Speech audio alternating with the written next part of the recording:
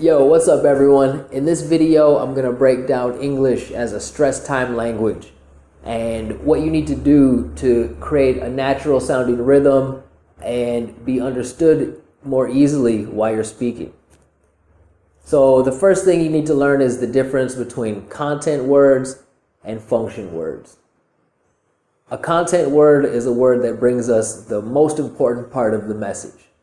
So things like nouns, main verbs, adjectives, adverbs, those things are all generally content words.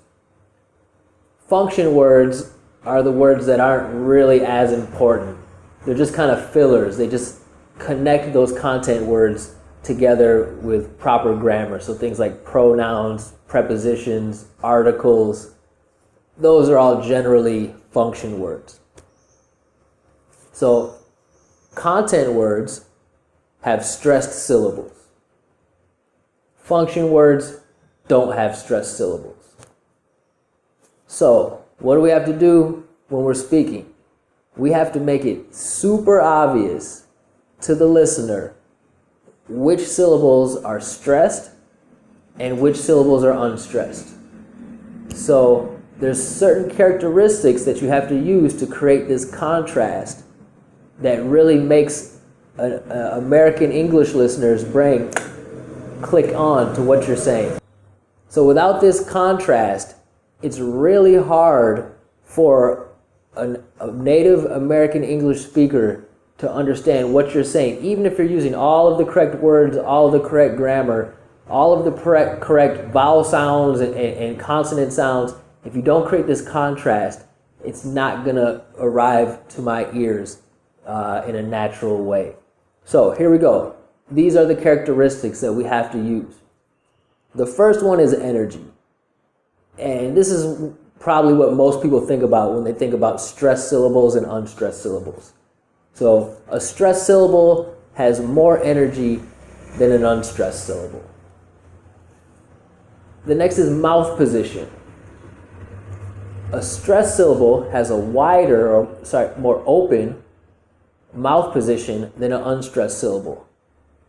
So, for example, if I take the sentence, look at that. The first time it's going to be unstressed. Look at that. Look at that. Look at that. Now let's make it stressed. Look at that. Look at that. So I went from that to that, like that. And the other characteristic, which is generally a little more difficult because there's more to it, is the syllable length. So stressed syllables are longer than unstressed syllables. Stressed syllables have what we call shape of stress. So it can't be a flat sound. It has to have what we call shape of stress, and that's a curved sound, like a musical note. So, for example, let's take my sentence, look at that. And we're gonna make that an important part of the sentence, and we're gonna make it a content word, but I'm not gonna use shape of stress. Look at that. Look at that. Look at that. That. That's a flat sound. For my American ears, it doesn't create the contrast that I need to know that it's a stressed syllable.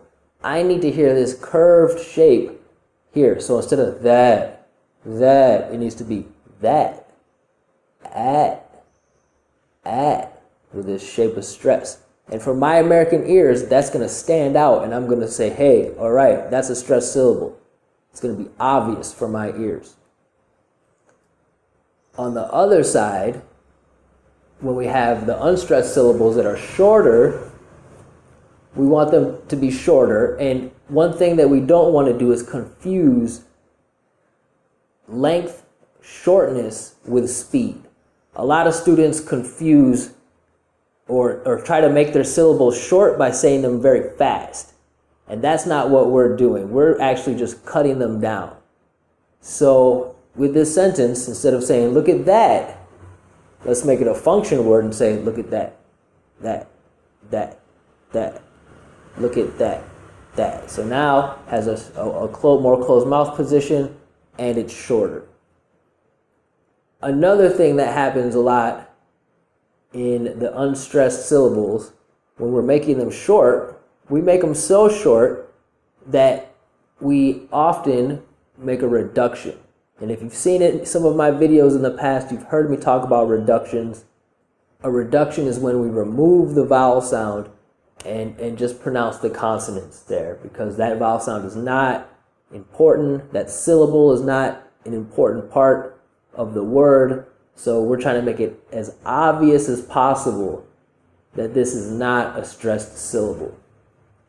So when you combine those two things, the shortness, the soft energy, the more closed mouth position of the unstressed syllable, and you combine it with the length, the shape of stress, the more open mouth position, and more energy of the stressed syllable, now you're creating contrast that is really easy for my American brain to understand.